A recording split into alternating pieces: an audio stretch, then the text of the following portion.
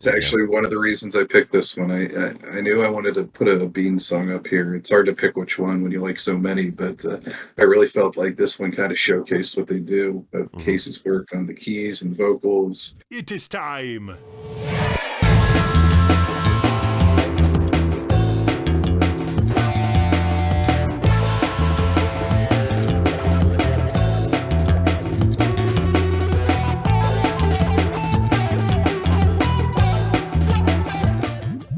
We're going to be listening to one of my favorite up-and-coming bands, Magic Beans. Yeah. So, Brick, why don't you tell me how you first heard of them?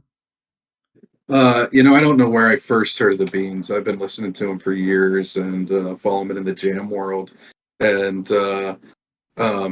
when we were looking for filling out kind of our second tier, our support slots this year, we didn't have to look very far. I really like the vibe of the Magic Beans and what they're bringing to stage, their improv stuff and all the jam stuff they're doing, but they also tie it together in really, really amazing ways.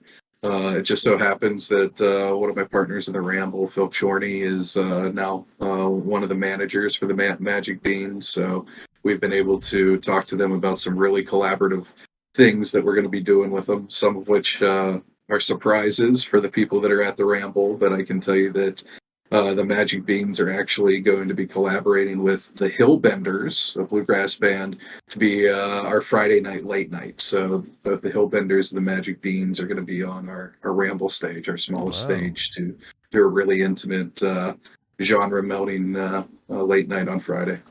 Oh, man, and I know that I speak for a lot of people when I say that I can't wait to check that out. And I know that Scott does a good job of throwing their own festival, Beanstalk Festival. So I know that there's going to be a lot of collaborations between that too. It's so cool. They have bluegrass at their festival too, and they're a Colorado band. So it's one of those things where I feel like it's a match made in heaven. So we're going to be listening to Magic Beans from their 2021 album Slice of Life. This is Sweet Thang on Galaxy Jams Reacts. You guys ever think about what happens when you die, man? No. I love that 70s show vibe. I'm thinking about killing John Lennon.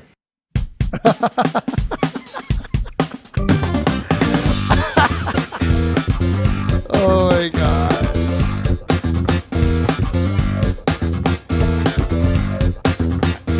Oh, I've seen them play this live.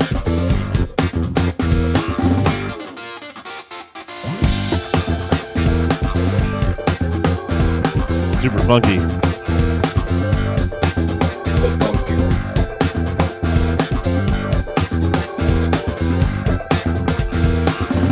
When you come by my way, oh, life don't get much better. I knew you were more than them other girls when I had just met you. Let's get nice. Great bass work by Chris Duffy. Really goes good. Such a sweet thing, so fine. You don't even have to try.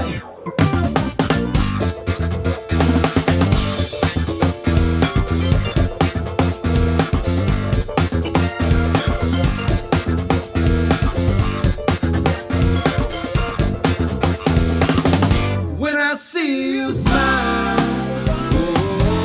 I like how he has a glass of whiskey and a cigarette in the same hand. I wanna sit back, play it cool, but I don't have the patience. You got the style and grace, and that look all over your face. Such a sweet thing, so fine. You don't even have to try. Wow, it's such a cool, funky tune. I get to see this totally making the crowd go wild over there on a live stage, and And I really like, for the video's sake, I'm gonna be like their clothes are really, really, really cool. Yeah, the beginning of that was so hilarious, Yeah. and they're all super nice guys, and I love how this song really showcases like all their talents. I mean, I think that Mhm. Casey is such a good singer and a good Mhm. player, right? So, all of them each add like a whole thing, element to the table, and this is like a good, well encapsulated, like, if you could, tell me what the Magic Beans was in 2 to 3 minutes, what would it be? And I think that this would be a good start to that. That'd be a definite one to show people. Well, Definitely. it's cool, yeah. actually one of the reasons I picked this one. I knew I wanted to put a Bean song up here. It's hard to pick which one when you like so many, but I really felt like this one kind of showcased what they do. Both Mhm. Casey's work on the keys and vocals. I mean, the bass line in this gets me, but this is actually a really good time to mention that there's one main question that we ask ourselves before we decide who we're going to book on the lineup, and that is simply, how does this fit the vibe? Mhm. That is our first question. It's above how many tickets does this sell or what's this going to do for us, because what we're putting together is so much bigger than just a lineup. It's a experience where people are safe and free to feel Mhm. the most genuine version of themselves. And I think by crafting a lineup of musicians that have such an amazing energy to them and stage presence, it helps people to feel safe to be that version of themselves. Mhm. And I think the Magic Beans are just another example of a great band that fits the vibe of what we're trying to do. And this song is a great example of really bringing that to the forefront. Definitely. And then also, Brandon, you've really been showing yourself as like a tastemaker, not only in like how you're curating the lineup, but how you're curating the whole experience. And so I feel like a lot of people are going to start giving you more and more trust to just say, okay, Brick, like we like what you like. So why don't you do your thing? And it's just a great way. I feel like just how connected you are to the whole event, and I feel like if I'm going to Ramble Festival, I'm really connecting with you and like what you're all about and, your tastes. And it's like making me, it's more endearing and makes it Mhm. more, personable and something that I want to be attached to and, constantly learn more. And that's like my favorite events are the ones that who's throwing it and you're able to personally connect with them. And that's how you're connecting more with the event, and I feel like you're doing such a good job of showing people like what you're all about and how much you care and, your experiences going to other festivals and you're taking all the best times of what you like and what you don't like and you're putting it all in one thing. And I think you're truly doing such a good job with it. Oh, well, thank you very much. That's very kind of you to say. I'm just happy to be involved in it, and just to bring community and create space for people, for community to be built, is really the passion that drives me, and connecting people and just trying to, in our own way, do some good in the world.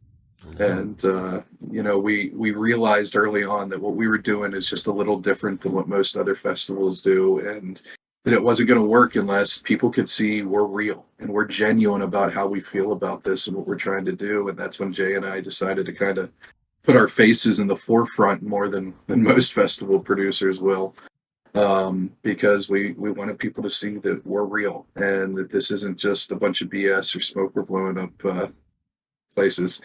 But we're really trying to build something that's bigger than the sum of its parts. Yeah. I mean, I can tell right away, just like, everything about this festival, what it truly means to you, and I feel like you're throwing like the one festival that you wish that you could go to, and you're like, oh, like instead of like looking for it, I'm just going to build it myself. Well, that's the key to doing it. That's the key to doing it right, and then something that you keep touching on about building community is, the when it comes down to it, the lineup's not really important, and I think that's a way to formulate a long-lasting festival, because again, you're not focusing just on one thing, you're focusing on the thing as a whole.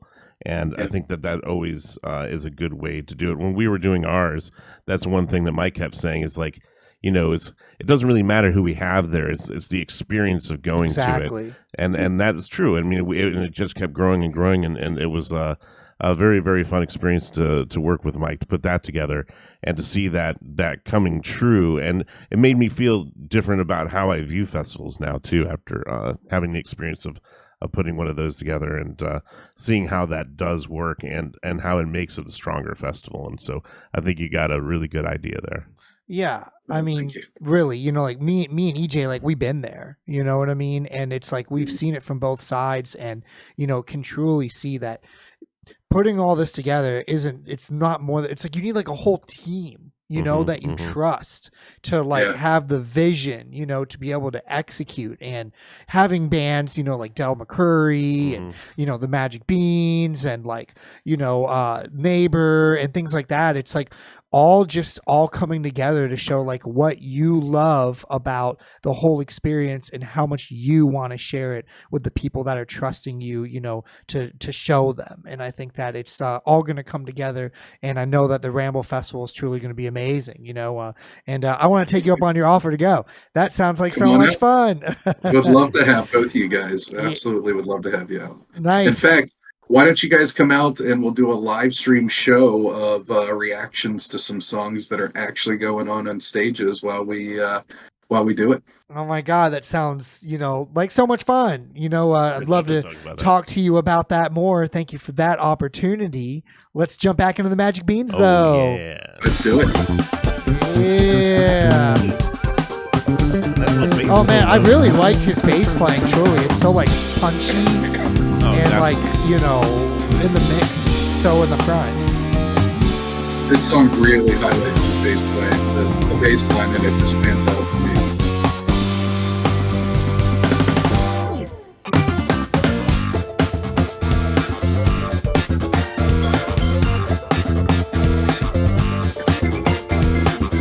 Yeah.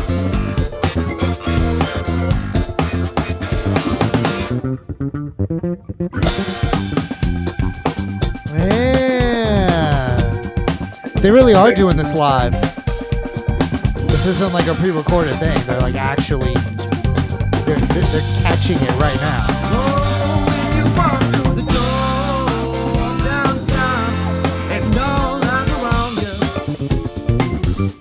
Before you know, you look around and the song starts playing in the background.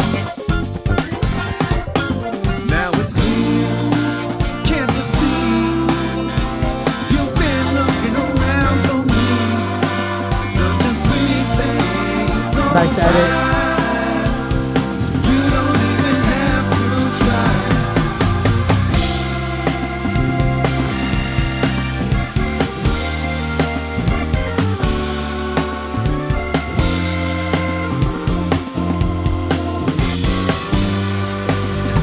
Take it off, Scott. You're such a sweet thing and you're so fine. You're such a sweet thing and you're so fine. You're such a sweet thing and you're so fine. You're such a sweet thing. God dang.